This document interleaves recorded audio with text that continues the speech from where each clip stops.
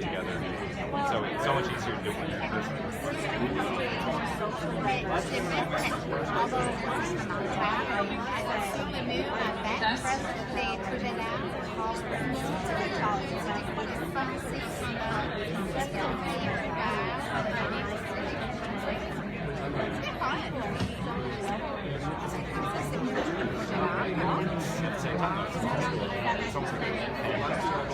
Good afternoon. Good afternoon. I know everyone's grabbing some refreshments and going to get a seat. If the buzz and the turnout in the room is any sign of the passion and enthusiasm we have for the topic we're going to discuss today, which is K-12 education in our province, I think we're going to have a great conversation. My name is Penny Walsh-McGuire. I'm Executive Director with the Greater Charlottetown Area Chamber of Commerce, and I want to welcome you all and thank you for being here this afternoon.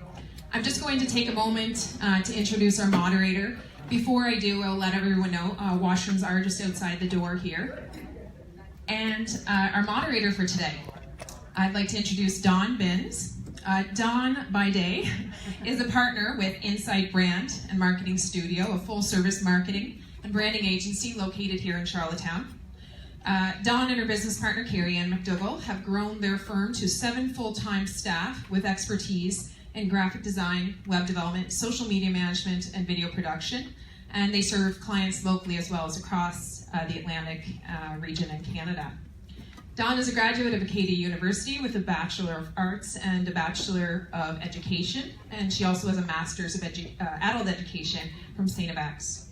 Upon moving to PEI, Dawn began her career at UPEI, followed by 7 years as Executive Director of the Canadian Cancer Society. Over the last 6 years, Dawn has been a very consistent and dedicated volunteer with the Chamber, including serving as a member of the Policy Committee, and she's currently the chair of our Policy Committee at the Chamber.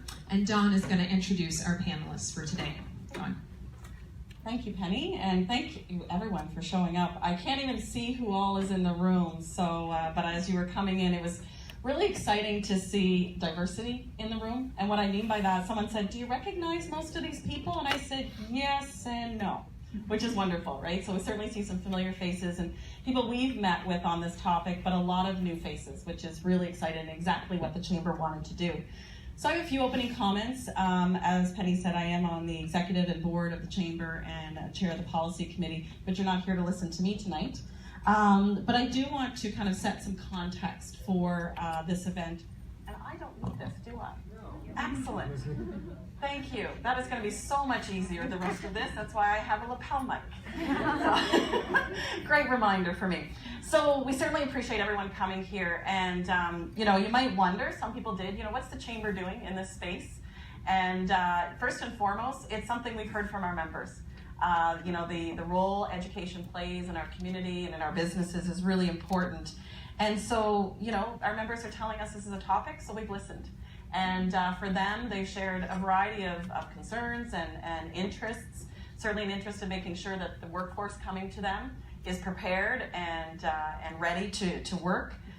We all know that a strong, educated workforce builds our economy, which is definitely something we're all interested in.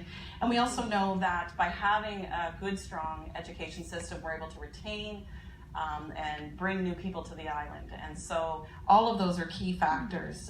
But ultimately, really, our main interest is making sure that all of our young people are achieving their full potential. All those other things are outcomes of that. And so really that's, the positioning that we have for this. So we've been working on this. Our members have been telling us since 2012 that this is important to them. And so we've been working in those areas. And, a lot of that work has been behind the scenes, having meetings, meeting these individuals that are here, talking to officials, people who know the system, because we're not the experts in how we educate and support our youth. We know we are only one voice. And any one of us is only one voice in a very large and complex but really important topic. And so, we don't have all the answers. I don't think any single person in this room has all the answers. And so that was really our focus on bringing this together. So leading up to this event, we did go out and meet with a variety of groups. We've met with the Teachers Federation, we met with Home and School Federation, invited them to be on this panel. Unfortunately, for scheduling reasons, they weren't able to send representatives. We also have had a great opportunity to speak with the Department of Education, representatives there, and have had very open dialogues with the minister and individuals. And the message we're hearing is they're excited to hear what comes out of today's session, and have an opportunity to listen to the different perspectives that are coming to the table. We definitely recognize that our educators that are in the system are vital to this process, not the only factor. We all have a role to play. We did reach out to a number of teachers looking for representation, and the ones we spoke to weren't comfortable being on the panel, but I'm extremely excited to see many of those faces in the room today, and so that's the voice we hope we'll get to hear as well. So, these are the conversations. We've met with the Learning Partners Advisory, but really it was an opportunity to bring all of you here and have an open dialogue. Biggest changes happen when people challenge our thought processes and we take a minute to just listen to what possibly could be different. That doesn't mean every idea you hear tonight is going to be the right one. Doesn't mean you're going to agree with all of them. I can tell you, Tess and Paul came in and presented to our committee, and we didn't agree with everything they said. We didn't even agree with each other at the time. So that's what healthy conversations are, and that's what's going to move us forward, and that's what we're excited to hear tonight. So, I challenge you, but the big thing you're going to hear me talk about is, but what are some solutions? So we can hear the issues. What are some creative solutions and ways we can be addressing this differently? And so what we're going to do this evening, we have our panelists. We've prepared 5 questions that we will roll through with our panelists. And then at the conclusion of that, we'll still have plenty of time to take questions or comments from the floor. We also, if you've noticed on our screen up here, we recognize that maybe some people aren't comfortable standing up, saying their name, and asking their question. So if you're not, or maybe you can't get to the, I don't know, standing room only in some instances, you can text that there. It is anonymous. It doesn't go to me. It won't show up on my phone. It's used through BAM Text, which is a local company that does that. And so I'll be refreshing those questions here. So assuming we'll have lots of people at the mics, we'll probably take a couple from the mics and then a couple from our texting. So without further ado, I'm going to introduce our panelists, and we will get on with the evening. So first to my right is Dr. Tess Miller. Dr. Miller is an associate professor in the Faculty of Education at the University of Prince Edward Island. Prior to coming to UPEI, she was a teacher and department head of mathematics for 15 years. Dr. Miller teaches graduate level courses in mathematics education, assessment, program evaluation, and quantitative statistics. Dr. Miller is a co-author on 4 mathematics education textbooks and was an assessment pedagogy consultant on an additional 7 textbooks. Her research has focused on large-scale assessment and mathematics education. She's an advocate for supporting students and teachers in mathematics education, and has recently launched a website called mathinmotion.ca, and that's a fascinating project if you get a chance to look into it. The website is a host to a series of mathematics videos in English and French, designed to provide a visual aid for developing a foundation in key areas of mathematics. Next to Dr. Miller is Amber Jadis. Amber is involved with the First Nations community of Scotchford for almost 18 years and has lived in the community with her Mi'kmaq husband since 2004. In 2014, Amber opened Bricks for Kids, a franchise on PEI. Through classes, camps, and parties, she teaches kids ages 3 to 12 about science, technology, engineering, and math using Lego bricks. Amber has combined her passion for science, technology, engineering, and math with her genetic disposition for teaching, and offers courses for students of all ages as founder of STEAM PEI. Growing up in a family where parents were teachers, the importance of education was always emphasized. From a young age, Amber found herself tutoring classmates and younger students. She has brought her natural gift and love of education into her adult career, where she prepared and presented financial literacy workshops to different organizations within the community. Amber is a member of the Learning Partners Advisory Council and Education 2020. Amber received her engineering diploma from the University of Prince Edward Island and then an electrical engineering degree, computer engineering option, from Dalhousie University. In 2011, she returned to UPEI to complete her Executive Masters of Business Administration. And our final panelist, Dr. Paul Bennett. Dr. Paul Bennett is founding director of Schoolhouse Consulting and Schoolhouse Institute in Halifax, Nova Scotia. Dr. Bennett is a well-known Halifax public speaker, author, education policy researcher, and news commentator. Over the past 9 years, he has produced regular education research commentaries and major policy papers for the Atlantic Institute for Market Studies, the Northern Policy Institute, the Society for Quality Education, and the Canadian Accredited Independent Schools Association. He specializes in K-12 education policy, education history, educational standards, school governance, teacher education, and special education services. Prior to completing his doctorate at the University of Toronto, Paul earned an honors BA in History and Political Science at York, an MA in History also at York, and a BEd from the University of Toronto. Over a career spanning 4 decades, Paul has taught high school history, authored 3 national textbooks, headed 2 leading independent schools, produced many policy papers, and written or co-written or co-authored 8 books.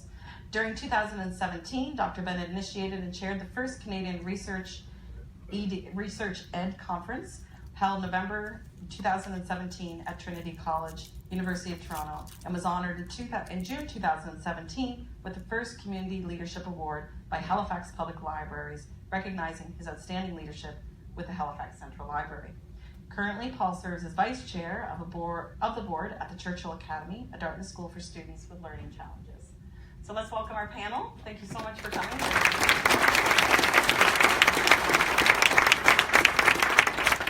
So we thought it would make sense to start with a broad question, but maybe specific. So before we talk about the needs and the changes that might be required in our system, in your opinion, and we'll start with you, Dr. Miller, what is working? I had a lot of chance to think about this question beforehand, and I don't think I actually needed it for this question. So there's a number of initiatives working on. I'll talk about 3 of them. The first one is targeted initiatives such as the numeracy and literacy coaches. I've heard a lot back from teachers that I've worked with that how much of an impact that has been in their classroom. Not only for the classroom, but for the students themselves. So this is a case where students are taken out of the classroom and working with individual teachers or in small groups. They're able to identify gaps in their learning. And at the same time, the teacher is able to continue on in the classroom, addressing the needs of other students there. Another area is the introduction to play-based learning in the kindergarten curriculum. So that was done a while ago, but actually in today's CBC, it was. And I thought about this before it went into the newspaper. But I had the opportunity to do some research in a kindergarten classroom for a couple of months a number of years ago, and I was able to work with, actually it was out in Morale, Tracy Duran, and just saw the impact of play-based learning. So, and I just want to take a step back, and it's not a chaos play or 4 and 5 year olds run around a classroom just playing. It's very structured. There's a lot of curriculum underneath what actually happens in that classroom. So to do it well requires very skilled teachers. And that leads me into my third thought, is the dedication that teachers have to their profession. That they're very caring, innovative people. These are people that, after working all day, that they stay and work with children after school. They do extracurricular activities. This is the same group of people who will take their work home with them because they have marking to do that's due for the next day, lessons to plan, and the same group of people who will give up their weekends in preparing for the week ahead. Without the dedication that we have from our teachers, we can't be who we are today. Great, thank you. I echo that there are some very fantastic teachers out there who care deeply about their students and do everything they can to make sure that each student is doing as well as they can be to each one's potential. Also like some of the new initiatives that are coming out, particularly the incorporation of Indigenous content into the classrooms. I think that's very important, and although not everyone is comfortable in delivering that yet, and there's still some work to do, it's great that that's now a priority. Also, the mental health supports for students through all of the years, I think is important as we learn more about mental health and the importance of it. Wi-Fi, from a technology standpoint and from STEM standpoint, having Wi-Fi in the schools is kind of a necessary, I think, to sort of move into the next century. Also, some of the new curriculum, in particular, I'm thinking of the grade 9 science curriculum, that's moving its focus away from a whole slew of specific content, specific knowledge, and moving more towards some big picture ideas and really like asking students, what is science, first of all? What is not science? So students can sort of critically, even stuff that comes to them through media, can sort of take a critical look at it and see, you know, this is scientific information and this is just a bunch of fake news.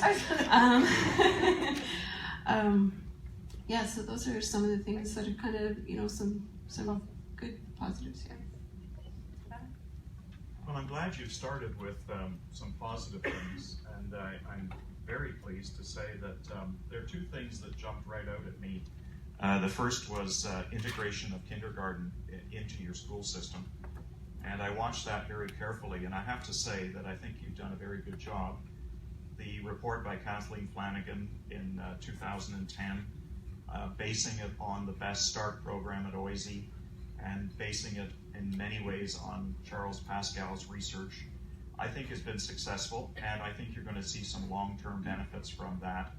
Tess referred to some of the benefits she's seen, and I believe that that is a good investment in the longer term. For me, I think the introduction of provincial student assessments has to be on your list, because you have to think back to why it came about. The province was one of the very few that did not have provincial assessments, and when students from this province faced international competition, they just didn't do as well as they could. There's been great progress, and a lot of it was introducing them to the idea of student assessments and getting them familiar with how to take them. And there's an immediate benefit. And I think you're beginning to see the literacy gap narrow, and so there's some positives. So look at that as a positive step forward. I'd also like to support a couple of things that Amber said. I think Indigenous learning and teaching, something I'm passionate about. My history textbooks were among the first to talk about Indigenous learning, and I'm very proud of what I've done in that area.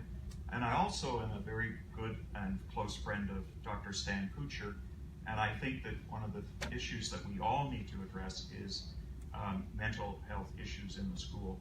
Although I take a different view than Dr. Stuart Shanker, I'd like to see a much more smart talk about mental health issues, not just talk about mental health issues.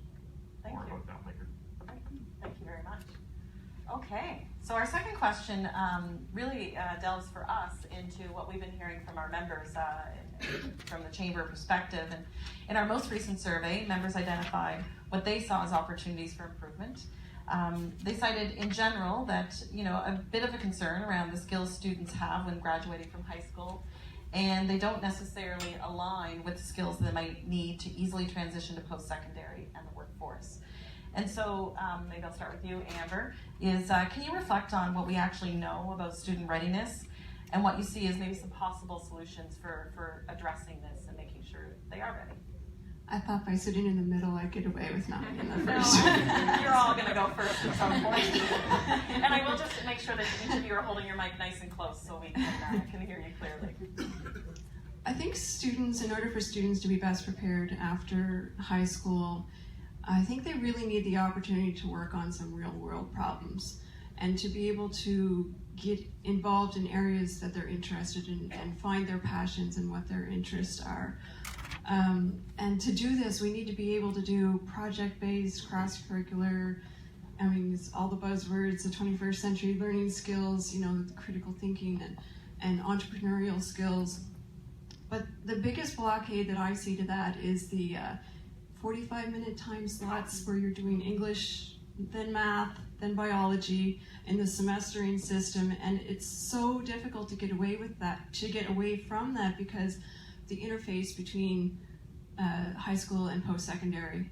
And so everything's grades-based, and we're looking at university admissions, you're looking at scholarships, it's all grades-based, and you have to have a percentage. So how can you work around that? I think there's some work that needs to be done on that interface, and maybe going from a grades-based system to a portfolio type system, and using some of our smarter technology and analyzing those portfolios and pulling out certain skills. So programs can kind of pick and choose, like I'm looking for students that are able to do this and that and have these skills, and being able to critically analyze portfolios and pull out that information. So I think that's one place we need to really work on, to be able to break down those time blocks and grades and things in high school. Great, thank you. Dr. Bennett? I'm afraid I disagree on this. I think that when you talk to business and employers, there's a consistent message that comes back, which is that the recent graduates are not really capable of doing the kinds of things that they would like to see them do. And without being too critical, I think there's no question whenever they're polled or surveyed, they're not quite as satisfied with the quality of the graduates as they once were. Maybe they're idealizing it. And certainly there are serious questions. I'll give you two examples to support my contention. When Nova Scotia surveyed the public through the Myra Freeman report, 19,000 Nova Scotians weighed in. And as you probably all know, 50% of that group were dissatisfied with the quality of education. But among the most critical elements of this was they were very, very certain that students were not being prepared for the next grade level properly, and even more clear about they're not prepared for the workplace, and not even as well prepared for college as a university as you would think. Now the irony, of course, is the graduation rates have gone through the roof. The attainment levels have gone up, and that is more and more are graduating, and the capacities and the challenges that employers faced in trying to get people. I've done research in the United States, and it's consistent there too. It's not just not strictly PEI, it's all over the place. I will say one thing about business though. They say they're not exactly consistent about what they want. They say they want certain things, and then they complain that the recent graduates can't spell, can't write, and can't communicate, but they are actually advertising for different skills. One of the things that we need to focus on is they have to be functionally literate. I was talking to someone teaching at Acadia first year last week, and he told me some unbelievable stories about the capacities of students in first year. I don't know whether they're true, but I'm not really in a position to doubt it. They have to be functionally literate, they have to be numerate, and they have to be able to function when the computers go down and you have to manually calculate something. Let's be honest about this. And it's not a criticism of education. I think it's a criticism of the way society's gone. So the broadest range of skills, let's look at the broadest range. Are they capable of functioning successfully in the current economy and in current? We need to be concerned about that. We also need to be concerned on the other end is, do they know a problem when they see it? Are they able to identify a problem? Are they able to conceptualize something? Or are they lost in the forest? Or the trees? Can they separate these are really important things. And are they able to ask the right questions, and can they generate solutions? What I hear is there are issues there too. Just not enough students. We could use many more students that are capable of functioning at that higher level. Thank you. And just to remind you of what the question was as we get through. So just what we know about student readiness and maybe some possible solutions. Perfect. And I'll pick up on what you said there, Paul, about problem solving, and I think that is definitely an issue. And I'm trying to think of why all of a sudden, this past 10 years or 15 years is problem solving sort of, is a change that we're expecting students to solve better or different kind of problems. But I also wonder whether it's our throwaway society. So, 20 years ago, when we didn't have as much wealth in our society, we fixed things, but now we just throw them away. So has that denied our students the opportunity to engage in problem solving in society in general, not just in classrooms? So things have changed. So I do think that we need, like Amber, some opportunities for students to do some problem solving. At the same time, I think there's also a shortage of fundamental skills, such as, do students know the difference between decimal 2.5 and decimal 1.25? And if you're going into the field of healthcare, you need to know the difference, especially if you're going to be dispensing drugs. And that was raised in the School of Nursing a number of years ago when I did a math talk with them, and that was a considerable or a serious issue that their students coming in had difficulty understanding the size of a decimal, and that, folks, is a simple concept. So we have to step it back a little bit and recognize that there is some serious problems. So how do we correct this? I think more rigor in the classroom. And another thing, I know some people are not going to like this, but I think we need to stop social promotion in intermediate and senior years. But so if we're going to stop it, thank you. If we're going to stop it, then we have to provide supports. We can't just sort of say, sorry, you failed, you got to take it again next year. What about summer school? Opportunities to gain that learning back and provide opportunities to learn what I didn't learn the first time around. So stop the social promotion and provide other opportunities during the summertime for students to catch up if they have to catch up. Thank you very much. Appreciate it. We're on to our third question, and we are an organization that's kind of the outside looking in on the education and what it takes to do that.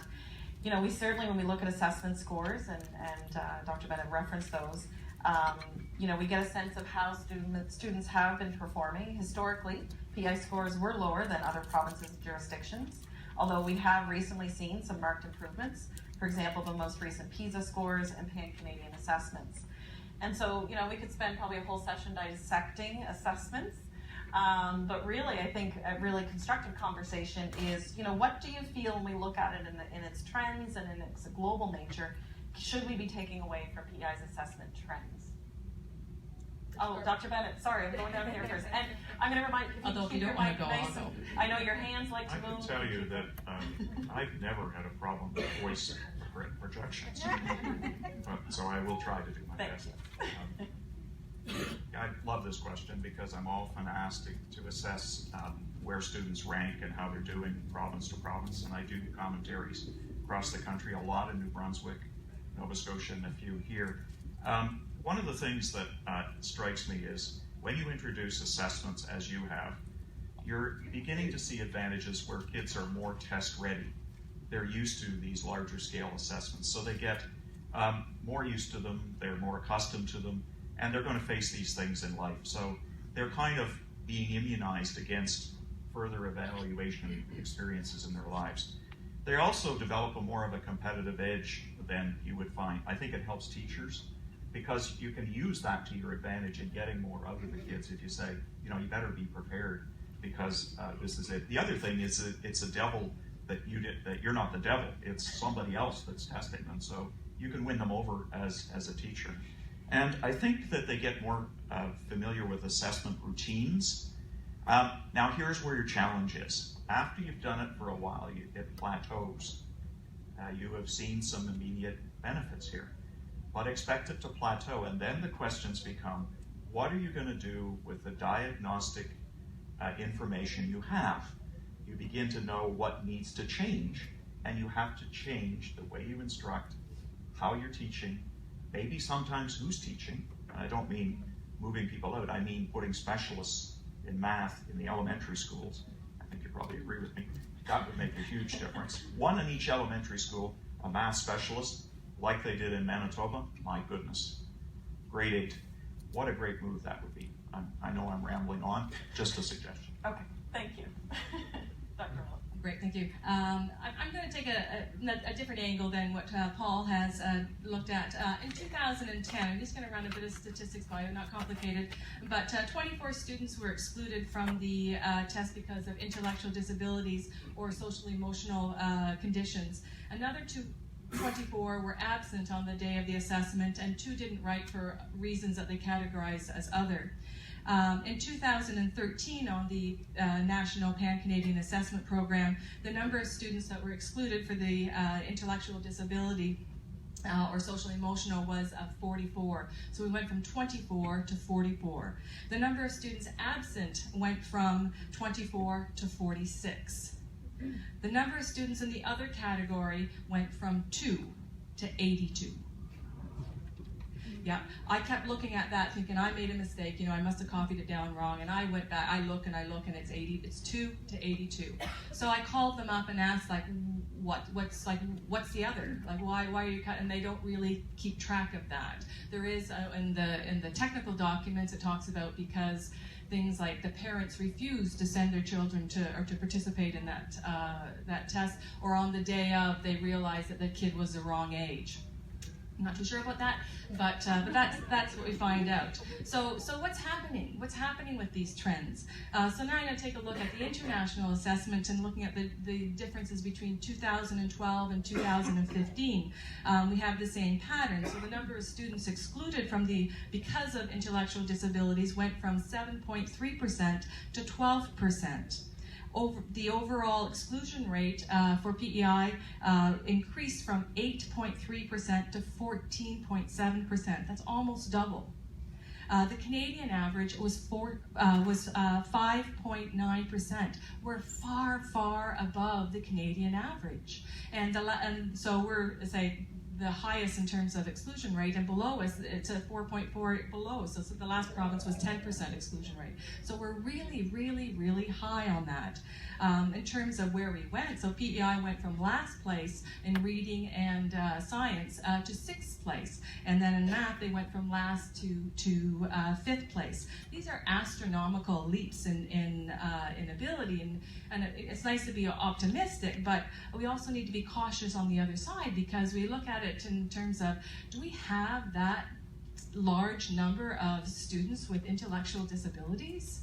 Like that's a huge concern. What is going on that we have so many? Like, we have to be very, very concerned about that. In terms of valid assessment results, if we have valid assessment results, we're allowed to make valid comparisons between PEI and our neighboring provinces in Atlantic Canada.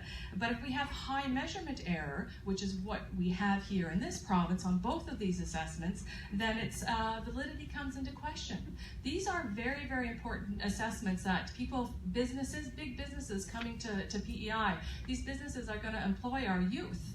They're turning us back and saying, because I can't hire people. They don't have the skills. So we have to have a good showing on this, and in order to have a good showing, brings us back to our education system. Great, thank you. Amber. I love your mathematical assessment of the test. And I understand the importance of having data for making evidence-based decisions. However, I'm not a big fan of assessments, and I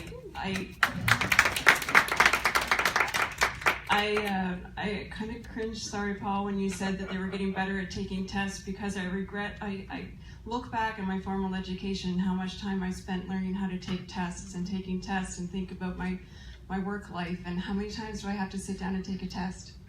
Like, it's just not a skill that's really, I can't see the life benefit of being great at taking tests. But I also kind of compare it to stepping on the scale also, and I wonder how often do you really need to do that. If you're anecdotally, I see in classrooms and hear from teachers that a lot of time is getting spent preparing students specifically for the standardized test, and I wonder what they're missing out by doing that as well.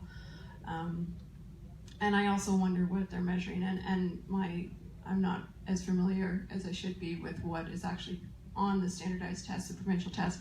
However, I did have the opportunity to write, or take a little bit of time to write, the science PISA test for I think it was for grade 9, and I was actually pleasantly surprised that what they were looking at on the PISA test for science was, again, not content, and it was more big picture ideas on what is science and things, and sort of where the new science curriculum is moving to. So I was kind of pleasantly surprised by what I saw on the science PISA test. However, still, I don't know, it's... Thank you. And I love that. We have very different opinions. That's exactly what we were looking for, so thank you for that. PI certainly, and it's been referenced already, not the only province considering new ways to look at education. Jurisdictions across the country are looking at ways to improve. Most recently, Nova Scotia released its report, Raising the Bar, Coherent and responsive education system for Nova Scotia with many recommendations. And so, you have worked in various provinces and on various groups. So when you look across the country, and I'll come back to you, Dr. Miller, first, or maybe further, internationally, we don't need to look at our own borders, are there promising approaches or systems, changes that are being adopted that you feel we could learn from and address here in PEI? Absolutely. I think of a number of places in Ontario, the Educational Quality and Assessment Office. So that's their arm's length branch that looks after testing, so it's not tied to the government. One of the things that they offer is research opportunities so that when we have anomalies, as we have here in terms of the number of intellectual disability students or students excluded from the assessment in general, that they can explore and try to find some answers to interpret that. So that's the idea. If you've got the data, we might as well do something with it. So let's put it to good use and find some answers to our questions that we have. Other places I'm going to call on for the provincial government in terms of our provincial testing is to be more transparent. And so we look to Ontario and all the Western provinces for their assessments. They provide exemplars or examples of what students had on their assessments in previous years. So I can see what a grade 3 student should know in language arts or in mathematics. And the same thing for grade 6. So they show me what the standards are. It's very difficult to find what the standards are here in this province. There are no exemplars for any of the provincial assessments. And also, I think that it's important that the data, how the data is reported, that it is, again, more transparency. Often you'll see there's a mixing of how results are reported. They'll talk about the percentage of students who met the expectation and those who were approaching the expectation. That's often clumped into one, and that means two different things. So I think we need to sort of separate it out by different levels of achievement or groups or categories. I think we also, my last point is to look to the Western provinces in terms of snow days, how they handle them. They're predictable. We know we're going to get at least 5 every year. In Saskatchewan, for example, they build those snow days into their timetable, so it's an extra 5 days at the end. And if we don't use them, we finish earlier. So it just seems like a silly. We value education. Children learn when they're in school, so why not help it out? Great, thank you. Amber. So looking at different education models, and there's lots of new things around, but the one I want to mention is actually very old. And just full disclosure, my 2 children, a 4 and a 7-year-old, are fortunate enough to be able to attend the Montessori Elementary School in Charlottetown.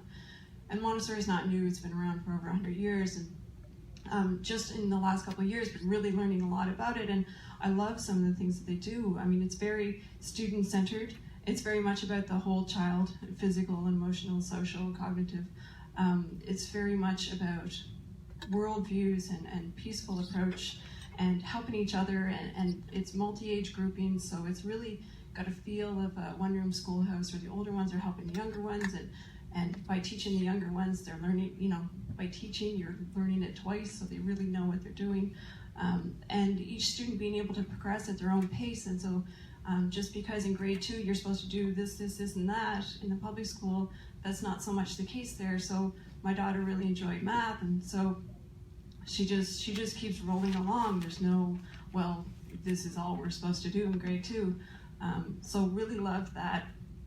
And also learned a little bit about High Tech High in the States, which the name is misleading because it's not all about technology at all. It's very much project-based though, and it seems to me that it kind of follows a similar format to the new engineering program at UPEI, the School of Sustainable Design Engineering, because there's times for delivering instruction, certain skills that need to be learned, but there's also a lot of time given to project work and a lot of project management skills students need to be able to handle and figure out, and a lot of entrepreneurial skills.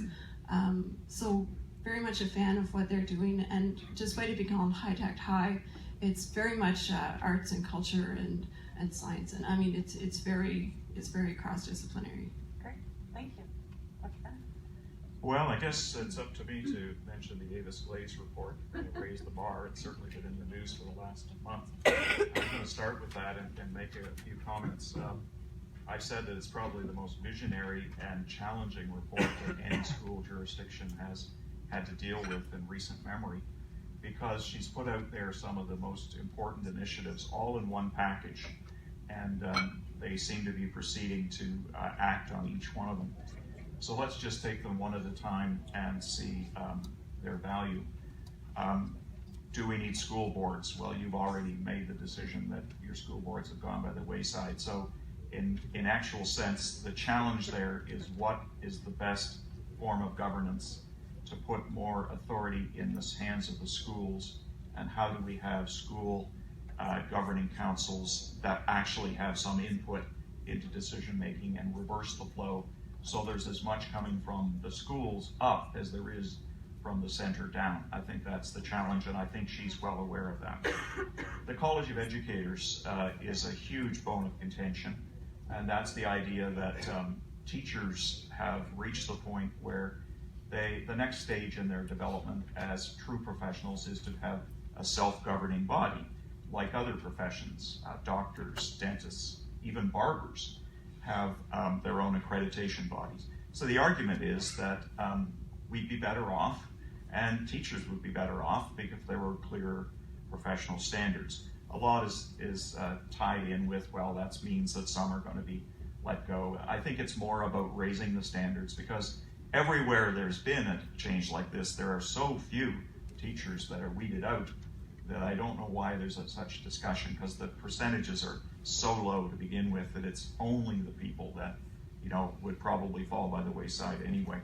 I think there's an argument for some disclosure there.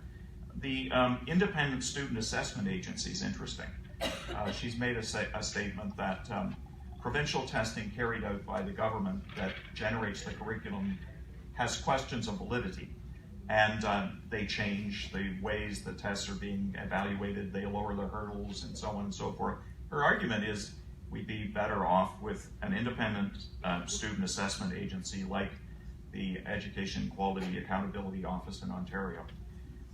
She's proposed an education ombudsman. And that was a recommendation because she ran into all kinds of people, had concerns about the school system, that there was no one that would take up the cause. And so she's recommended that. I think one of the more constructive things that hasn't been discussed much is how do we use consultants, our best teachers? Why are they not in the schools? And she was asked a very direct question. How much should they be in the schools? And she said 4 out of every 5 days. And that's the recommendation, that all the consultants would be working in the schools, and that would be a significant change. And by the way, many, many teachers favored that. She got a lot of feedback. Looking around the world, and I know this is why you ask us about the world and you give us 2 minutes. Okay. What can we learn from Canadian jurisdictions? Quebec's math. Why don't we figure out why they lead North America in math? Okay. I've done some research on this. There's some reasons, but why is Quebec so strong in math? Why has Ontario done so much better in reading? They've improved dramatically. And thank God we've got Alberta and Ontario in our country. For once, I'm going to say this, because they are Canada in the world evaluations. They're the only provinces ever put up as Canada. So when you hear that Canada's doing wonderfully well, our education system, remember that's Alberta, or that's Ontario, the richest 2 provinces against the rest of the world, right? And we're as good as Massachusetts with those 2 provinces. Keep in mind, Massachusetts has a superb education system. It happens to be in the United States. Too bad for it, right? So there's evidence. Finland. The Finnish miracle is over. That's all I have to say. It is the most exaggerated and inflated and highly questionable thing you've ever heard of. I'll bet everyone in the room thinks the Finnish education system is great. Well, your information is outdated. In 2006, it peaked. That was 10 years ago. What's happened since is what we should be talking about. Great. Thank you very much. All right, we're into our last couple questions. So I'm going to turn to Amber for this one. Our youth are the future of the province. They're certainly our prosperity, our entrepreneurs, our labor force. and the community leaders. Many of them will be sitting in rooms like this. We've said and continue to reinforce that this work is not the sole responsibility of those who work within the education system, within what we call the formal system. We all can and should play a role in the education of our young people. So, what do you feel is the biggest thing those of us, parents, business, community leaders, from outside the system can do to make a difference? Amber? As parents, I think being involved in the school, finding out what's going on, what can you do to help the teacher, even as business and community leaders too. I think there's things that we can do to support the schools and the school system. Also, as employers and as parents, modeling and valuing the importance of lifelong learning through formal and informal learning. So I think on PEI and perhaps throughout the world in general, but learning and lifelong learning. Sometimes we focus on learning as K-12 and post-secondary, and sometimes we forget that we're still learning every day. And what are you going to learn today? And modeling that for your children, that we're not finished learning. Just because it's the weekend, we can still do math because we're baking something and we have to figure out how much we got to use, how much butter. Learning is not restricted to formal education for sure. Also, as parents and community leaders and business people, recognizing that in the process of learning process, I believe, is at least as important as the final product. Especially when you're learning, don't be afraid to take a risk and fail, because you do learn from that. I think that's something we can do to support our children in our schools. Great, thank you. Dr. Bennett. We spend a lot of time talking about the kind of graduates we have, and we raise questions about how good they are, and it's called the preparedness problem. We worry about whether they're prepared for the world as it's changing or the world as it is. But I've always felt I think we should focus lower down. I think we should be looking at the kind of beginnings they have, the foundations, and without making it sound like it's a pitch for the basics. I think the fundamentals, do they have the fundamentals to succeed in life? But I'm going to be really brief here, because Avis Glaze said something at her press conference that really hit me, because it took me back to the 1990s in Ontario. There was a parent by the name of Maureen Summers Beebe, whom I knew. And she brought the Ontario school system to its knees with 3 questions. And Avis repeated those 3 questions. So in answer to your question, what could parents do? They could ask those 3 questions at every school. What is being taught? How is it being taught? And how do we know they're learning? That's my answer. The question is to ask, the answer to that question is to ask the right questions at every level. Thank you. And you'll get a lot of waffling. Thank you. Dr. Miller. Thank you. A little bit a different approach to that. I'm sort of looking at our community as a whole, and I'm sort of sticking with my bit of a mentor model.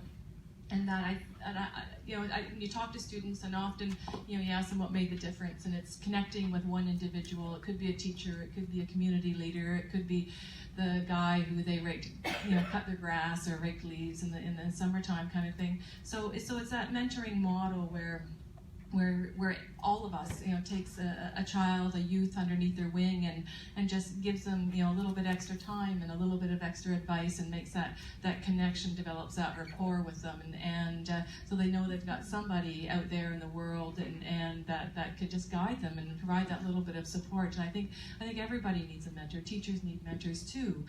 Everybody just that opportunity to share, have a conversation with, and grow personally. I also, this is, I think, an opportunity. I have to put in a plug for Education 2020. My colleague Don Glendenning is here. We're talking about lifelong learning, and so what do we do for adults to continue their lifelong learning journey? And that's what Don has been advocating for, is to try to create some learning opportunities that if somebody wants to take courses in Excel or how to do animation or how to do whatever it is, no matter how old you are. We need opportunities in our society to allow us as adults here in this room to go back to school and learn on a Saturday or wherever it is. So continue that lifelong learning model. Thank you. Great, thank you very much. So we have our last formal question, and then we will be opening it up to the floor, and people are sending messages through text, so thank you for that. So we issued a challenge, if you will, and I think we're starting with Paul for this one. And so our question to the panelists was, if we were to move forward and create one change in PEI's education system tomorrow, what should it be? And we emphasize you can only pick one. And I facilitate groups for a living, and without a doubt there will be somebody who says, I have one, but it's got 4 parts. So let's see. How did you guess? Yeah. So what's the one really thing? dubious with that. Yeah. Getting it down to 1. I have 3 here. So I'm going to try to work it together. And as you were talking, I had 2 or 3 more pop into my head, so I won't do that to our moderator. If I had to say one, it would be school leadership. I've had occasion over the last 3 years to meet a visionary leader. His name is Tom Bennett. He's Britain's Teacher of the Year, 2015. And what he's taught me is how important it is when you are a visionary leader who can motivate people and you have passion for what you're doing. And the UK government appointed him with a title, an impossible title. It was, he's called Czar of Student Behavior. Believe it or not, if you read Tom Bennett, Czar of Student Behavior, that's what he's called in the media. He's actually the senior advisor to the UK government on student behavior. But I watch him talk, and I see leadership, and I've seen thousands of teachers.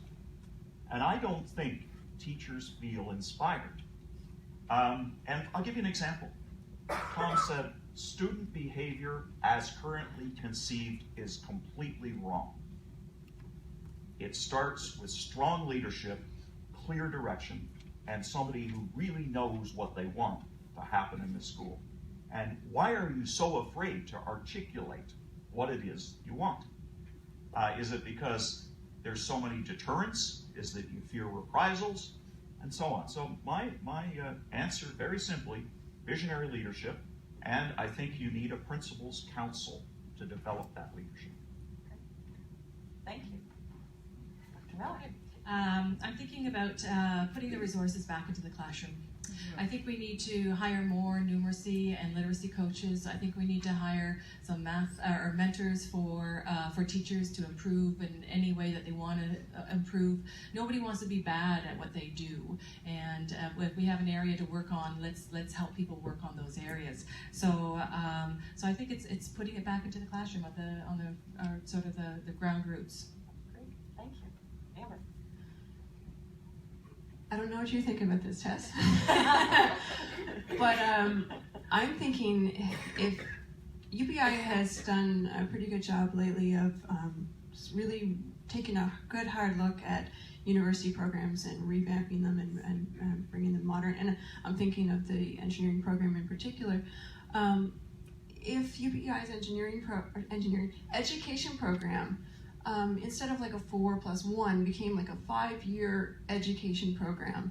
And if it really focused on quality over quantity of students and became like, a really renowned program that graduates the best teachers, PEI is sure to benefit from that. I mean, we do draw most of our teachers from UPEI. So I think that would be a strong start to getting really strong teachers in our school. I mean, don't get me wrong, we do have some fantastic teachers in our school now, but I think that would really jack it up. Great. Thank you very much. And I just want to kind of give a small round of applause for our panelists. It's not easy to get up here.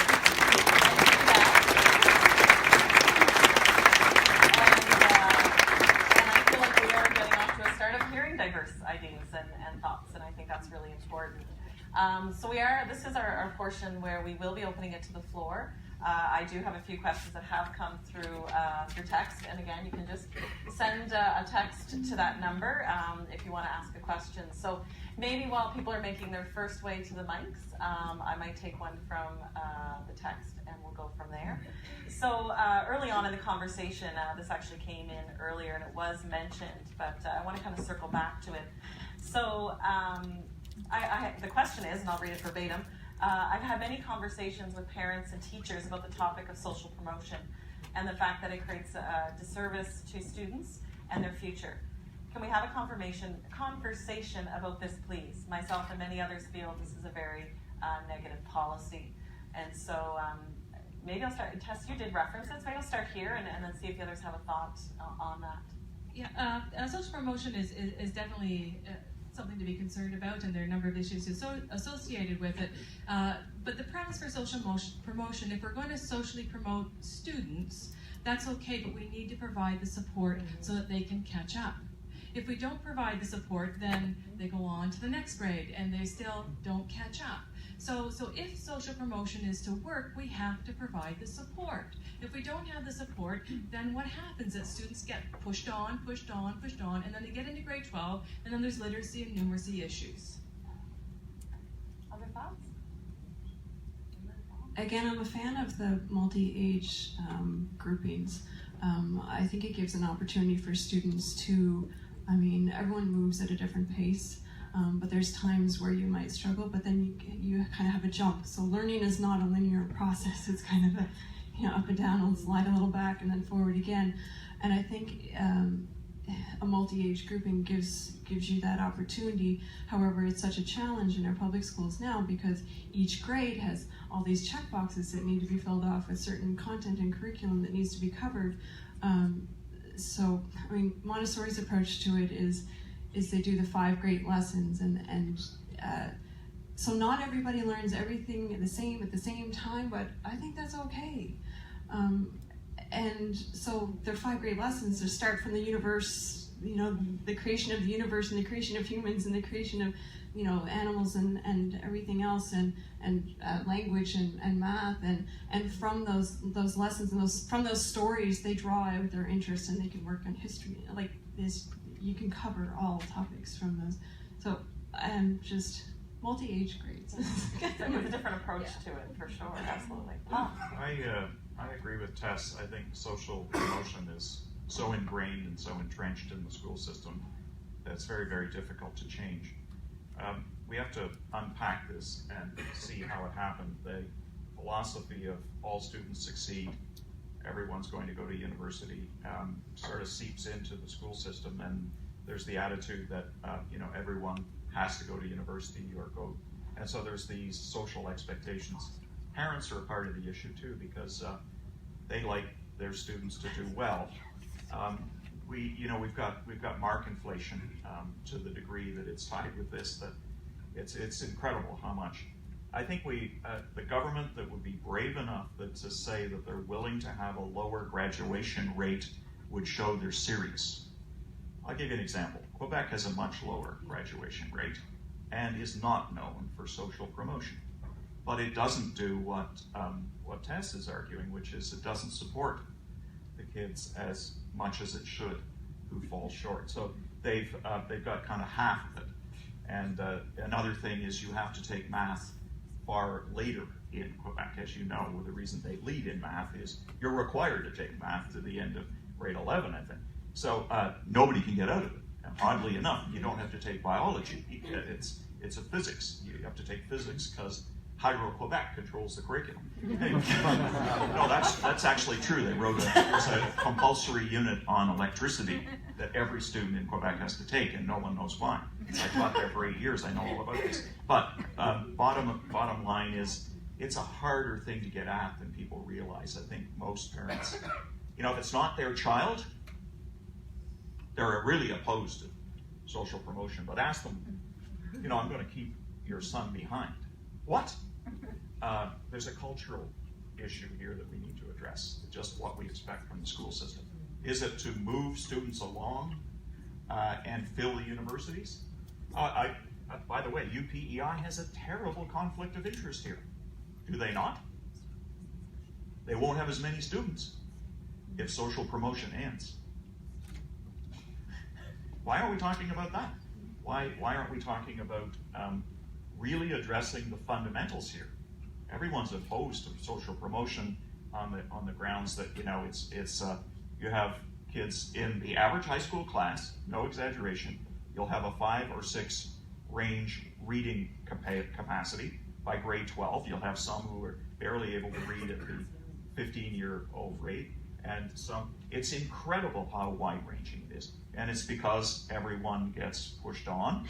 That's the phrase. And there's no summer school, is there? I mean, so there's no accountability for not measuring up. I wouldn't want to be a math teacher, that's for sure. I don't see how you can continue if they don't know the work for 2 years before. So there's some real issues here that need to be addressed, and I think it's fine to talk about we don't like social promotion, but we better get down to fixing it by addressing some of the fundamentals. Otherwise, we're going to be here 10 years from now talking about it. Great, thank you. Don't be shy, the mics are there. Oh, here we go.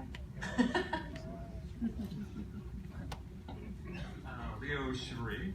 I haven't taught in the K-12 system here, but I certainly have a lot of experience in adult education and also teaching internationally. That experience in. But in terms of talking about what I've heard, I'm just trying to think of what I haven't heard. Sure. And I think it's really important to maybe note a couple of things. And I had experience of going to a one-room school through most of my elementary school where I had multiple grades per school. But I also think that's an experience that actually developed a lot of other skills in terms of older kids helping other kids and a whole variety of things. So that actually there's a much more holistic view in terms of what you did, much what you had Amber talked about in terms of your kids' experience. And I know also there's also more in terms of looking at nature and experiential education that there's a real advantage to that in terms of brain development and getting people engaged. There's a lot of research showing that when you look at child development issues and brain development, that actually we may start kids too early in terms of reading and writing and math. That they actually learn more if you actually have other types of learning in early grades. So I think that we put too much emphasis there, we're actually taking away from what we know. And also intergenerational learning. I think we've got a great capacity to have intergenerational learning on PEI in a whole bunch of ways. I keep seeing videos where 40-year-olds are going to seniors' homes and interactions are happening. If you have people stream just with their own grade, I think they're also losing skills. I think Google or someone last week just talked about the fact is that what they're hoping for in terms of their new employees, that they talk about soft skills and developing more empathy. And I'm really, really concerned that studies have been coming out that students now, compared to 10 years ago, have less empathy than they did then. So I want to deal holistic people who have empathy skills, have these other social skills, as well as these other things. And I think there's ways that we can do that.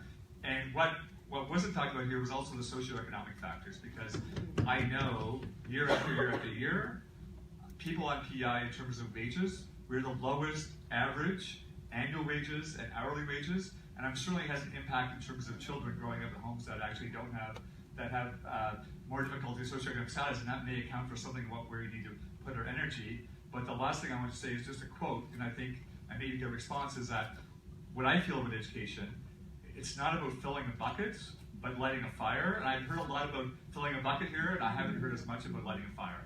So I want my response. So just to maybe put that into a bit of a question here, and we hear about this from time to time, is, there is the hard skills, the specifics, but when we look at these soft skills and you talk about the multi-generational school, the intergenerational learning and those soft skills, are there examples or ways that we could be, facilitating that more and ensuring that's happening for our students and in our schools? And I'll take, you made 3 points, I'll take each one in turn. You'll have to excuse me if I've forgotten them. The first one is the small school and the one-room school. Don't forget that the one-room school was a holistic social environment, but it actually focused on cognitive learning and not so much coddling the kids. So when you look at the success of the small one-room schools, there was far more emphasis on cognitive learning and very much less on the science of child psychology. Standards were expected and so on and so forth. So it was a socially supportive environment, but they had a different educational philosophy. Socioeconomic status, that's a great question. It keeps coming up anytime you discuss education. Thank you for bringing it up. And there's research, of course, suggesting that where you're born, what your postal code is, and where you are, and how much resources and how many whether you come from a university-educated family. These are all critical factors, and I'm not for 1 minute disputing it. But there's new research indicating that kids who live in poverty sometimes are treated in schools as if they're not going to amount to much. And there's a lot of research now, because we have a lot of schools working in inner cities in the United States, and we're learning that if you raise the expectations with those that are the most disadvantaged, they respond. We've got many examples. So I think it's often used as an excuse for not challenging the kids enough, and I think that's a real issue. What was your last one? Soft skills. Soft skills. Well, I would agree, except I don't like what's happening globally. I don't like what's happening in Ontario. Ontario's People for Education, measuring what matters, soft skills. You won't like what's going to happen. They're going to be systematized and evaluated too. And they're going to be it's going to be data that's constructed from surveys that they're going to conduct with kids. They'll systematize that, so you'll wish you never said you wanted social skills. Be careful what we wish for, those side impacts. Dr. Miller? Yeah, sure. I'm looking at SES and education, and the whole goal and purpose behind education is to level out the playing field. So those who come from homes that are stricken with poverty are supposed to be able to come and have the same opportunities at school. So that's the idea, is that school should level it out. And I know this actually happens. There's many schools out there where there are children who come to school who are not fed, who haven't had a bath in weeks. And teachers do that. Teachers feed the children. They give them clean clothes to wear. So if that's not lighting your fire, I don't know what is, because teachers are doing it out there. There are cases, extreme cases, and there's a lot of it, a lot of poverty here in the province. And there's a lot of teachers who are doing great things, lighting fires for children.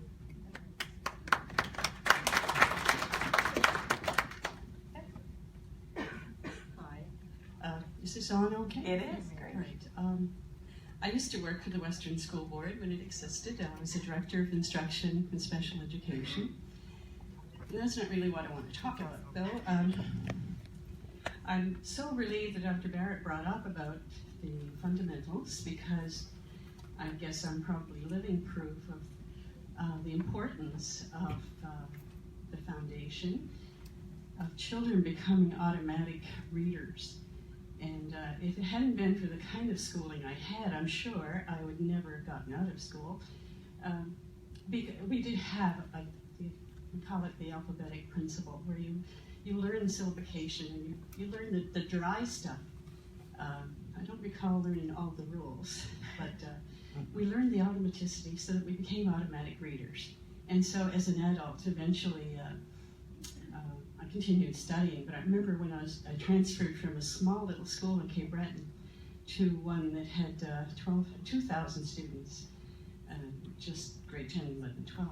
And the school counselor, I'm sorry she's not living, because I would love to visit her and tell her how wrong she was.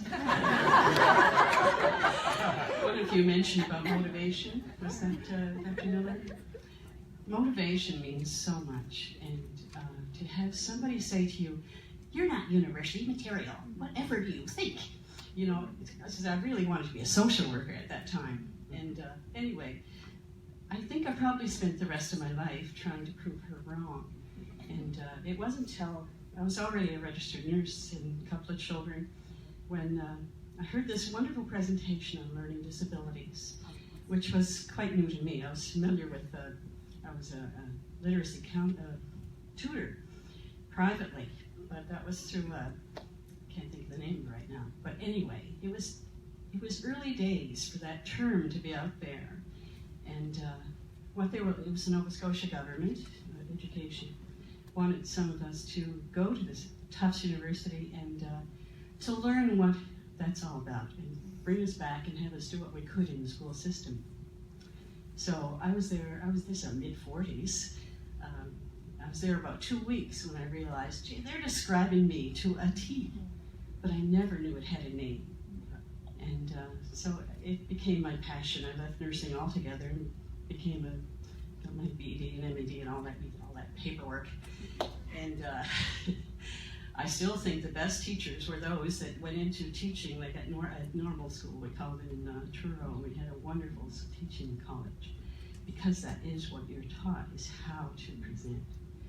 Content is important, but the big thing, I think, still is the foundation. If we don't have automatic readers, and today, if you think you're seeing poor spellers now, wait till another 5 years or so, because everything is texting or emails, and it's U, just the letter U for YOU. I think you're going to see, anyway, I know I'm digressing there, but I think it's very important for our early elementary teachers to know that it's okay to make sure these little ones it may be boring at the beginning, but like when whole language came in, I think it ruined everything that way. Everybody can't be an author, and they may be later, but give them the foundational tools first. I really think that should be the big conversation here. Just to build off of that, and on a question we also received through text, and kind of at that foundational level with our elementary teachers, and to your point, that's really where it starts, right? And we get there. So both the approach, but the question that was put here is, instead of expecting our elementary school teachers to be subject experts in everything, why do we not introduce the junior high model of having subject specialists in K to 6th grade levels, specifically for math, science, and reading, because they are very key aspects, so our students have a strong foundation. And so just maybe pose that question. I don't know, Amber, if you have some thoughts on that or some other pieces. I do have a concern about math in the elementary school. Just, again, anecdotally and seeing, if you're teaching elementary school and you have serious math anxiety yourself, it's shaking his head. My mother is a principal, principal of an elementary school, had a hard time finding teachers who were competent in math, and they're teaching math to our kids, and those kids get pushed along to high school without knowing how to multiply. I've been advocating for, I'll jump in. I've been advocating for specialized teachers in the elementary system since I've come to the province. And I think that is a quick solution to solving some of the issues in mathematics. Putting teachers in positions that teach math or language arts, whatever it is that they love and they're passionate about. Those teachers are going to be fabulous at what they do. But put somebody in a different position. And if you asked me to teach history, I'd be sweating buckets. I'd have to go back and check my notes, I'd have to memorize, I'd be very nervous about doing that. But he asked me to teach math, or ask any of my math people from my math cohort to teach math, they're going to love it. That's their thing. Put the people where they belong. I think the math teaching conundrum is one that needs to be addressed. And just to give you an example, at Mount St. Vincent University, which is one of the largest faculties of education, they have about 130 students a year, and only 10 in math, even though all of those 130 are going to be teaching math in the elementary school system. So we do need to identify that as a priority and get more specialists. But it won't happen unless we relax the faculty of education requirements, because there's a bit of duplicity here. They have to be willing to suspend maybe it's a 1-year program, hurry-up program to get math teachers. They can't be insisting on mathematicians who could work anywhere and are in job is going to spend 2 or 3 years in an education faculty. I think they need to be a little bit more flexible, so we address that particular issue. I'd like to address the questions raised by that. Thank you very much for bringing up special education. That's something that hasn't been discussed, and I was hoping it would come up. We have an issue of inclusion, inclusive education, and it needs to be discussed openly in forums like this. Perhaps someone will discuss that, what's the approach to inclusion. But are we supporting those who have special needs? And of course, the greatest challenge we have right now in education in this field is the number of autistic children. It's a dramatic change from 1 in 150 live births 10 years ago to 1 in 68 live births has autism. It is without a doubt the driving force between the Inclusion Commission review in Nova Scotia, and there are parents that are absolutely desperate. And it's a whole life issue from the earliest days in school right through. It's going to be the major social issue, I think, of the next 10 years. And that is, how are we going to service that population and do it well and see that they can live fulfilling, satisfying lives. When I said 1 out of 68, you know how big your elementary schools are. There's 2, 3, or 4 in every one of your schools. And right now, you have to ask yourself, how well are they being served? But believe it or not, they're being better served in education than they are in the transition out either. So it's a real societal issue, huge issue. I think the most important are teachers here who have had to deal with kids with severe autism. Are there any here? You should talk to them and listen to them. It's just an incredible challenge. It really is. Yeah. Makes teaching anything difficult. Thank you. Excellent.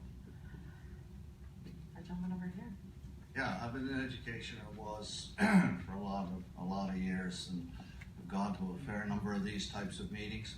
In fact, I want to ask a question, not of the panel. The fact is that kids are in school. There's 1,000 hours in a year, and kids are in school 200 of them or so. So they're only in school 10% of the time. So 90% of the time they're not even there. And if we're really starting to get serious about lifelong learning, we got to be thinking about that, and we got to be thinking about the 3 economies that are responsible for educating the young generation, which are, of course, the private economy, the social economy, and the public economy, government, business, and community. We haven't done a very good job at it, quite frankly. And past 15 years or so, I've had the opportunity to work externally with a number of projects which focus in on business. And the reality of it is that the business community has huge answers for the questions we're talking about here today. You go into many businesses and see the training programs that they have. There's more teachers, try Shoppers Drug Mart and Sobeys and the IT field and all of this. We've got to get out of the mindset that we're talking about the school system and education. It does a certain amount, of course it does. But my challenge and the question is the business community prepared to become partners in learning for our children? That's where we're at. I tried it for quite frankly, for about 10 or 12 years with the issue with parents, in different ways. And the frustration that I experienced there is horrendous, and the parents don't feel that they are partners in learning, and so they give it over to the school very early, and that's wrong, because there's so much they can do. So my question is, wouldn't it be wonderful if Prince Edward Island became a province, that you had business, and you had the parents, and you had the school system working together as learning leaders? So I'd like to have somebody answer it, not the educators necessarily, but some of the business people or some of the government people. We do happen to have the Minister of Education here, so why not ask him? Well, I think, your question is actually quite appropriate for this audience, right? So this is the chamber looking at that, and we hear from our members that they're concerned about it. So I will challenge, the panel here or someone else who wants to get up to the microphone. What can the business community do? Sometimes you want to make change, but you're not exactly sure how you fit in and what you can do. So just if there's thoughts here, and then I know there's a comment here too. And I'll continue. I am a business owner as well, so I kind of cross many fields. I wondered, I thought a while ago, what if summer is not summer off? I mean, everyone talks about the summer slide and things like that, but what if summer is more of a meaningful work experience and something that requires some level of accountability or reporting or something like that to it, and an opportunity for mentorship and an opportunity to really try, in high school certainly, to really get your fingers dirty in some of the fields you think you might want to do or find out you really don't want to do. But if there's some level and responsibility for learning associated with that and some accountability for... Other thoughts here on how communities or business communities have come into the schools, supported the schools, been a part of that learning, made a difference? We've had cooperative education for many, many years in secondary schools. It's never really worked. I think it illustrates your point, which is it serves the needs of the educational system for accreditation and so on and so forth. But it's not really helping to bridge on a continuing basis. It doesn't put them in the places of employment long enough. It doesn't follow them, doesn't lead to a career in those fields. There's all kinds of issues. So I think what you're saying is right. There's these silos that we need to bridge. I was very disappointed in the report that Nova Scotia put out 2 years ago on this very issue.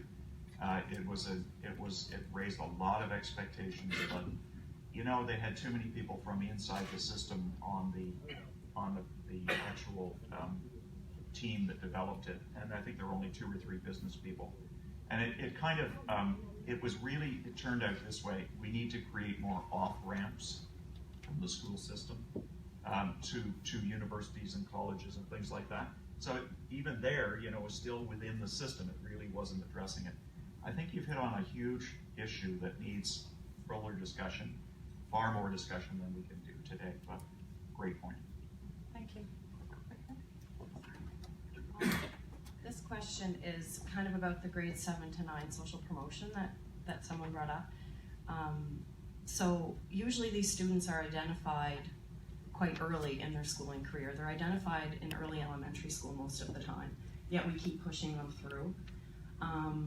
And research tells us that we are asking children to do some of these skills like reading and writing far too young, yet we implement kindergarten in our school system. We implement a new curricular stuff into our early childhood education. We know that movement is crucial to brain development. So all of these things that we know, we seem to be kind of looking at, and then the grade 3 assessments on the island have been plummeting since 2014 in all areas. So just wondering, should we not look at the whole idea of social promotion instead of waiting until junior high when there are social consequences for the children, their mental health suffers. The self-talk of I am bad, I am stupid is well implemented there, and chances are it's not going anywhere but just getting worse. So just wondering about looking at that earlier and not just social promotion, but what we do about that. Yeah, it's around age 11, 12 is when children start to realize that hard work doesn't pay off.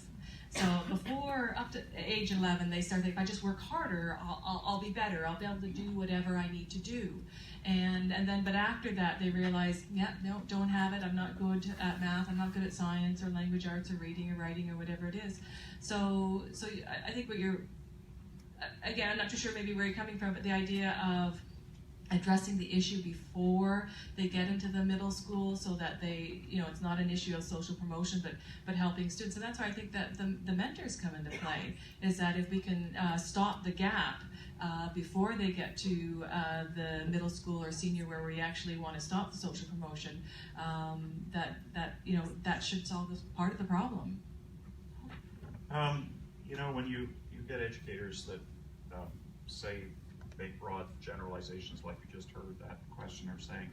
Did you notice she said research shows? Well, I chaired Research Ed Canada, and I have something that bristles when I hear that, because research is very, very diverse. There's different types of research, and you can use research to support whatever you think. You know, the Institute for Child Study, you could argue, is the finest early childhood institution in Canada, and they teach reading at an early age. So, you know, there's some issues here.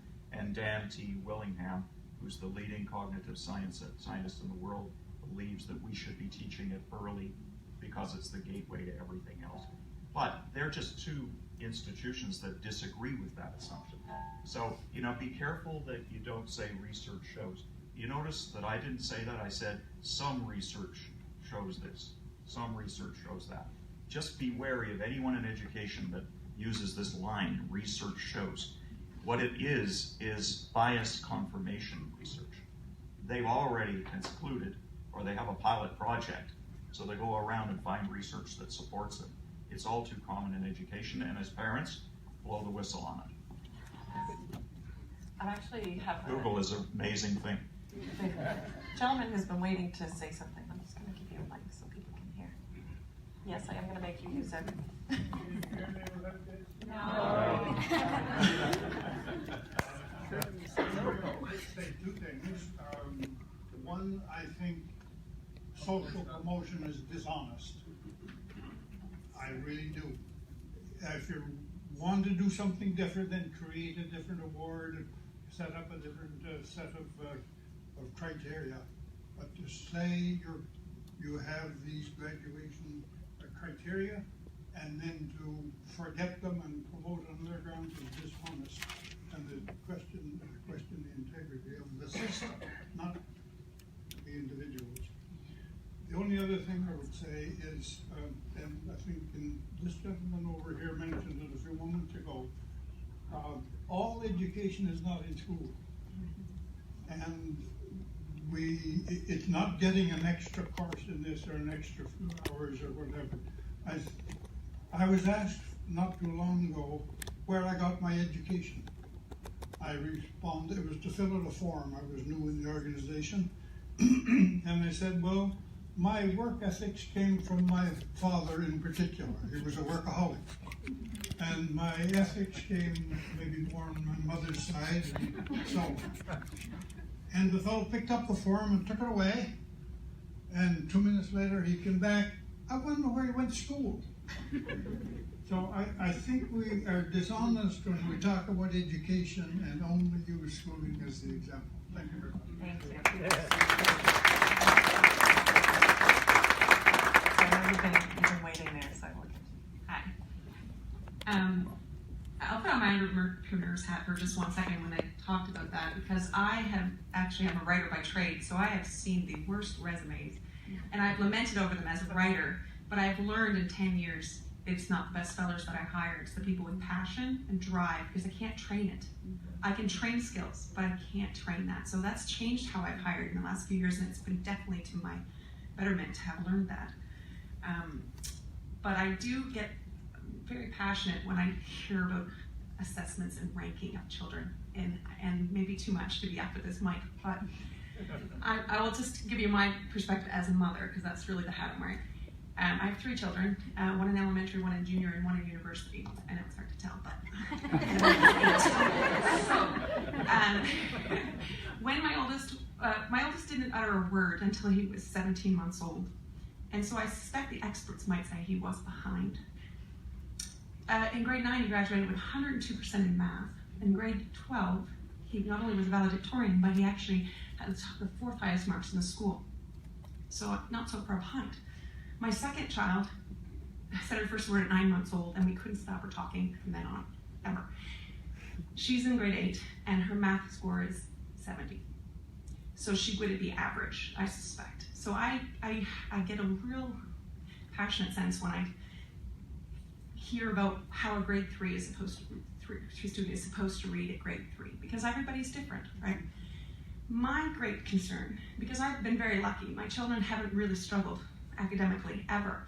I interface with teachers and I appreciate how hard they work.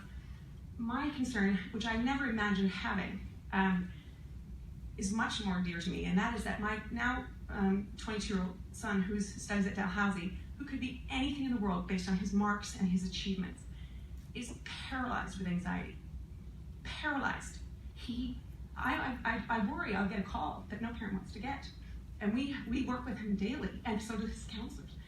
He feels so strongly that his marks and his performance is going to affect the rest of his life, which we might be arguing here today that it is. And I tell him all the time that it's just a grade. It's extremely important to me. The fact is, research does show that IQ and test scores aren't predictors of great future success. You can ask all sorts of people who never finished high school. Richard Branson might be someone you would suggest. Winston Churchill. People who would never finish school and go on to have great success. My concern is the levels of anxiety, and now I'm going through it with my daughter, who I never expected to see this in, and that is that she gets so anxious about what the number on that test is going to be, she can't sleep at night. So that's where my new perspective comes from. I grew up in a family where you got good grades and you were going to school, and that was it, and I was okay with that. The fact is, though, that formula, hard work equals success, and when I'm successful, I'll be happy, is backwards. We know now that as human beings, we will constantly move the goalpost. So I want a good test score, and I'll get it. And then guess what I want? I want a better score on my next test or my final exam. I want a good job. I'll be happy. And then I get it. But now I want a better job, or the better car, or the better phone, or whatever. That's the human nature. The fact is, I would suggest we have it reversed. If we could stress happiness in our children, then we will see success. Because studies do show that a positive brain has better performance outcomes. People who have positive brains outperform people with negative, neutral, or stressed brains every time. They're more intelligent, more energetic, healthier, they live longer, they're more productive, they're better in the workforce, they're better in the academic system. I don't think that's up for argument. So what I would like to see, and I may be in the minority, but I would like to see, and I'm not anti math, I'm not anti anything, but I'm pro children, and I'm pro humans, and I would like to see that we focus more on, maybe that's what they mean by soft skills, I'm not sure. I would like to see people focus more in the early stages, particularly on teaching children skills that will promote happiness. And there is actually legitimate skills you can teach by doing something as simple as teaching gratitude. Studies have shown that you can rewire the brain. If you did everybody can try it, 2 minutes a day, think of 3 things that you're grateful for, do it every day for 21 days, 3 new things, and you will rewire your brain to see the world more positively. In a world of negative news, it's a very important skill. Journaling, 1 minute a day, one positive experience you had today. You'll actually get to relive it when you journal it, and then you can experience it daily, day after day, and your brain will begin to feel more positive. There's all sorts of things like that. Meditation, which it may be airy-fairy for some people, but meditation is just focusing on one single thing for a minute, for 2 minutes a day. In our cultural ADHD world of multitasking, and I'm as guilty as anybody, it's a great skill to teach children. We offer summer camps. Camp Kindfulness is one of my favorites. Nature Detectives, farm camps, and I can tell you, we get more and more of the children that are submitted. We have paperwork that comes in with them, and there are labels on pretty much, I would say at least 50% now, and that wasn't the same when I started. We didn't have labels on almost anybody. And I had a mom come to me one time, and she was very concerned that her son might struggle in the farm setting because it's fairly open, and they don't have to sit still long, but she thought, he wouldn't be able to focus on what we were trying to help them learn. And I will tell you that it was Nature Detective Week, and on Wednesday we were doing, insect homes, and we went down to the woods with a magnifying glass, and 4 hours later I had to drag him back for lunch because for 4 hours he focused on that. And his labels, inability to focus, impulse control problems. So sometimes the classroom is just different for some people. And I really feel that he felt successful. And that's not what you say you can run your classroom at a farm, but making children feel successful, building their self-esteem, and helping them to have a positive outlook as opposed to judging themselves, being fearful and trying to learn based out of fear as opposed to based out of a want of learning, I think that we can actually get the positive outcomes that academics seek, which I seek too, but at the same time, not worry about the mental state of our children as they go through life. Thank you.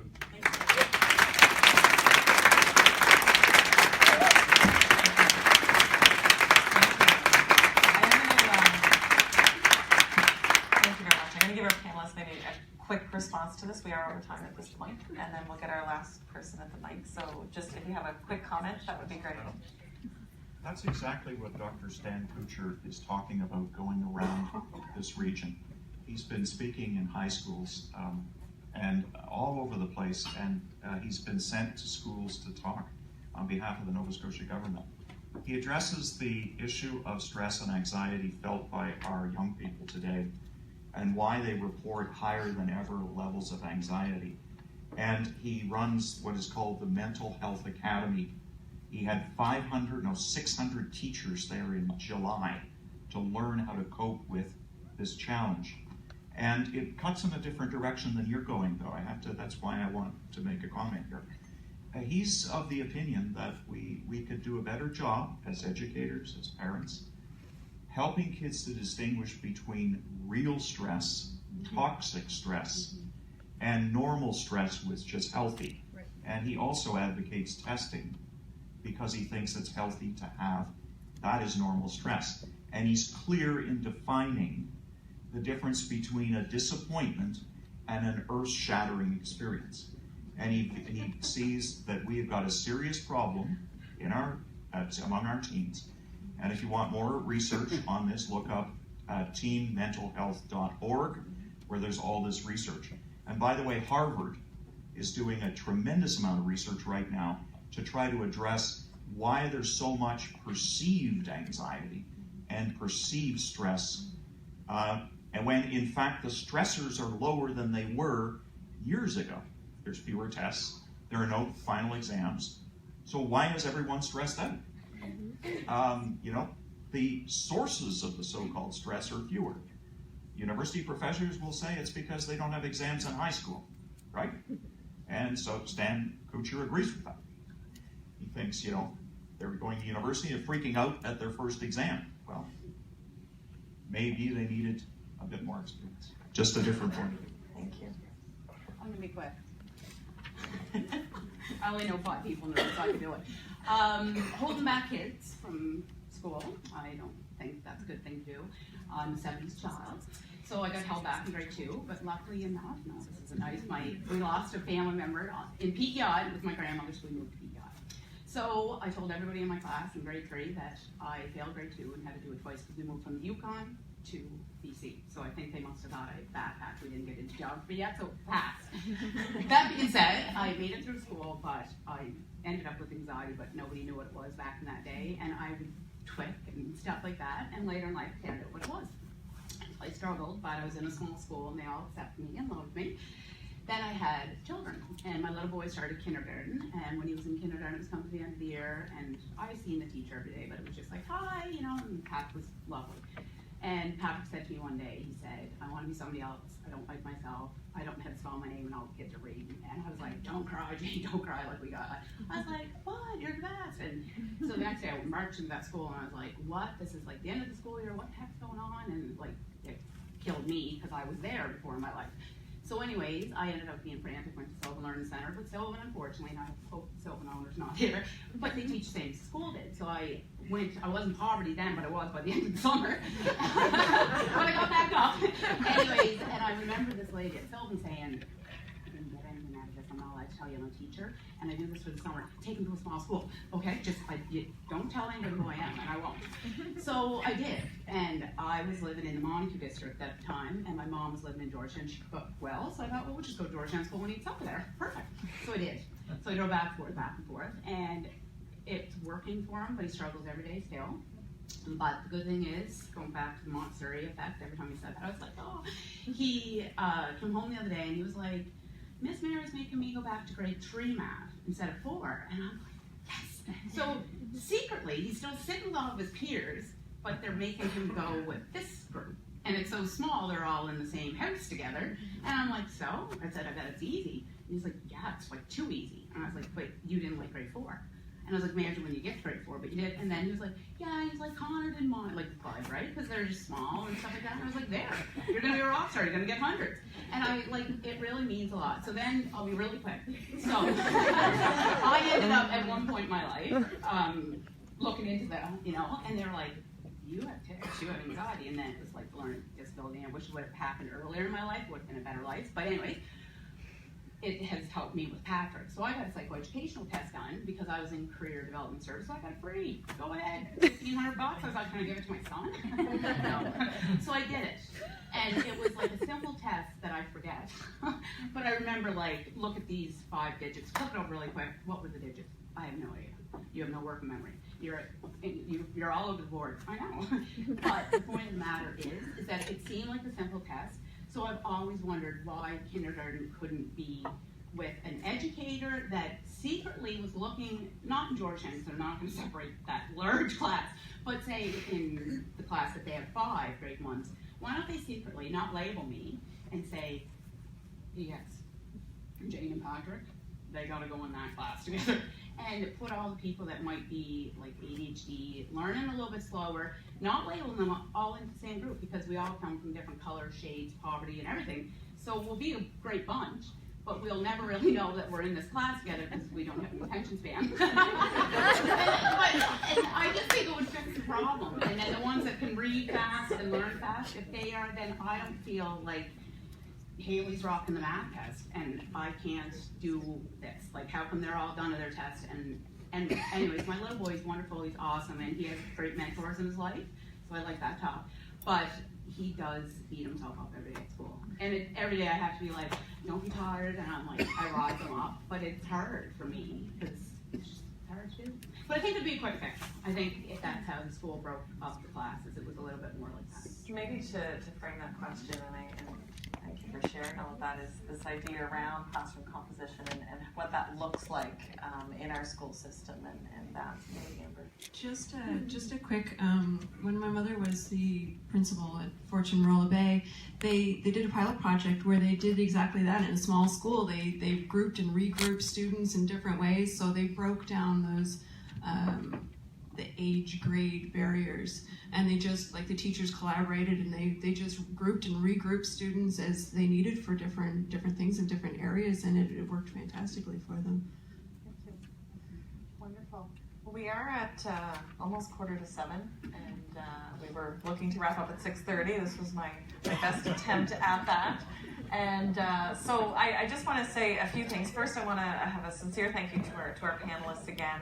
Like I said, it takes a lot of professionalism and sometimes courage to get up and share your opinions in a room of people that may not agree with those. So thank you very much for that.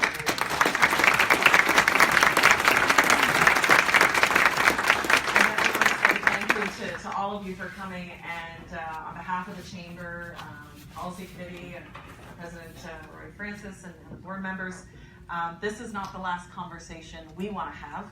This is certainly not the last conversation that needs to happen, and we really look forward to continuing this, working with all the different stakeholders, professionals like yourselves, parents, educators, the Department of Education, the Home and School, our Teachers Federation, and our business community, and our parents, because as we heard, this isn't going to be one person or one group that's going to affect change. So we hope this conversation continues, and we look forward to doing that with you. So again, thank you so much for coming tonight.